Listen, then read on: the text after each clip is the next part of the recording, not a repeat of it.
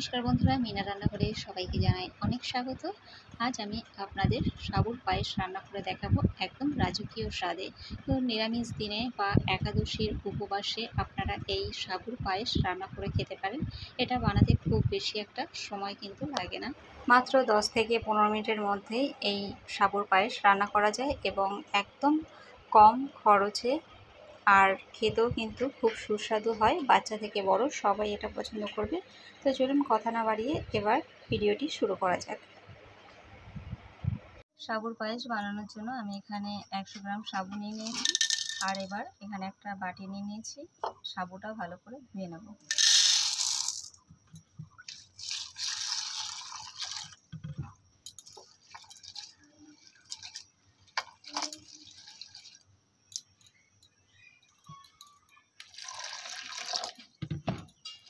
আরও একবার ধুয়ে নিচ্ছি।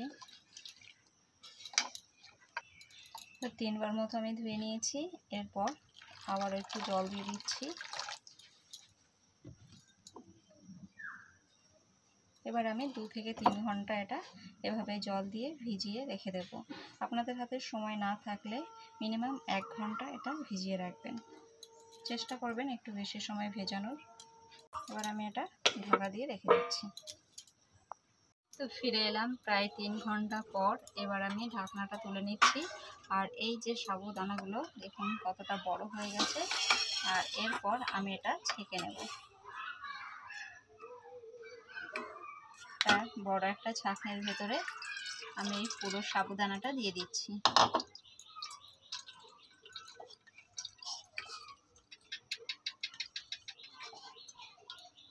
এর ভেতরে যে জলটা আছে সবটাই ঝরে যাবে। এভাবে রেখে দিচ্ছি কিছুক্ষণ। আর এই যে এখানে আমি 1 প্যাকেট 500 গ্রামের দুধ নিয়েছি। তো এই দুধটা আমি এবার একটু ফুটিয়ে নেব। এই যে আমি ডাইরেক্ট কড়াইতেই দিয়ে দিচ্ছি দুধটা।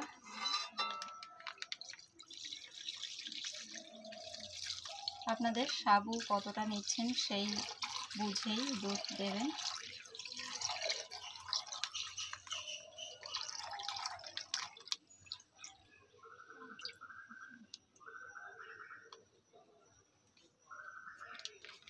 এবার গ্যাসটা অন করে আমি দুধটা ফুটিয়ে নেব। তো এই যে দুধটা আমি ভালো করে এটা জাল করে নেব।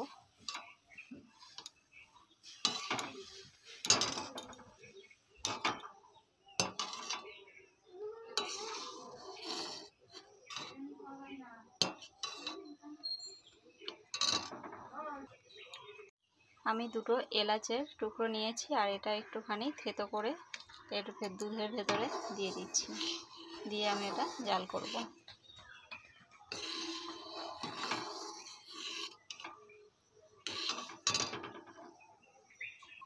এদিকে দুধটা জাল হচ্ছে আর আমি এখানে আর একটা ফ্রাইং প্যান বসিয়ে দিয়েছি গ্যাসটা অন করে।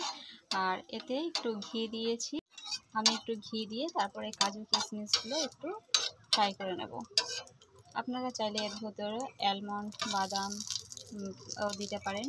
আমি বাদামটা দিচ্ছি না, আমি শুধু কাজু আর কিশমিশটা দিচ্ছি।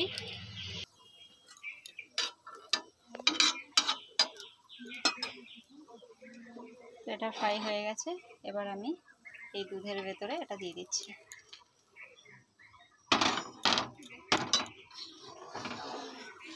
দিয়ে আবার একটু নাড়াচাড়া করে নেব।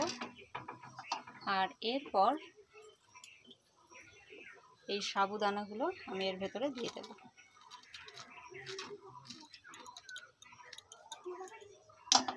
সাবুদানাগুলো দিয়ে আমি আবার একটু নাড়াচাড়া করে নেব। দুধের সাথে আমি 2 থেকে 3 মিনিট মতো এটা আমি জাল করে নেব।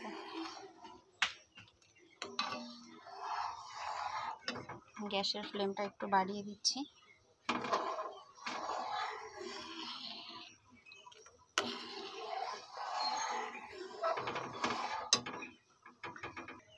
তো এটা 2 থেকে 3 মিনিট জাল করার পরে এরপর আমি এর ভেতরে দিয়ে দেব বাতাসা। এটা গুড়ের বাতাসা। বাতাসাগুলো দিয়ে আবারও আমি একটু নাড়াচাড়া করে নেব। বাতাসার পরিবর্তে আপনারা চিনিও ব্যবহার করতে পারেন। আর এটা যেহেতু নিরামিষ দিনে সাবুর পায়েসটা, তার জন্য এখানে আমি এমনি নুনের বদলে সিন্দুক লবণ আমি ব্যবহার করব। এই যে এখানে সিন্দুক লবণ আছে, তো এই সিন্দুক লবণটা একাদশীর দিন কিংবা কোনো উপোসের দিন এটা খাওয়া যায়। তো আমি এই যে অল্প করে একটু সিন্দুক লবণ ছড়িয়ে দিচ্ছি। এটা স্বাদ অনুযায়ী দিতে হবে। মিষ্টিটা কম হতে পারে, তার জন্য আবারও আমি কয়েকটা বাতাসা এর ভেতরে দিয়ে দিচ্ছি। দিয়ে এবার জাল করব। খুব সুন্দর কিন্তু একটা স্মেল বেরোতে শুরু করেছে। দুধটা একটু বেশি পরিমাণে দিলে যে কোনো পায়েসই, চালের পায়েস বলুন বা সাবুর পায়েস বলুন, খেতে খুব ভালো হয়।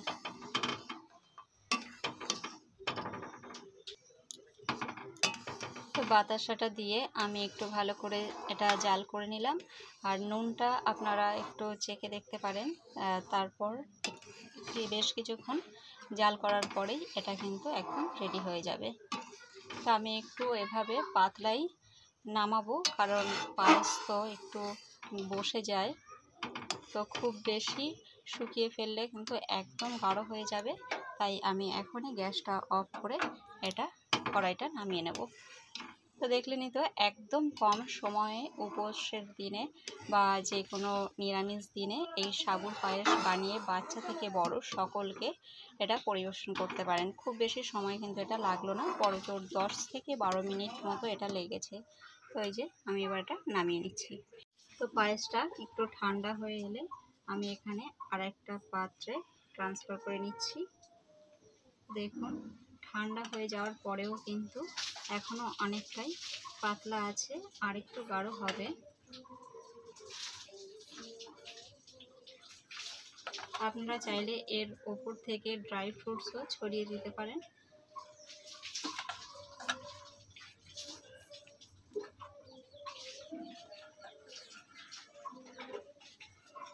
দেখতে যতটা সুন্দর লাগছে, খেতে কিন্তু দারুণ হয়েছে।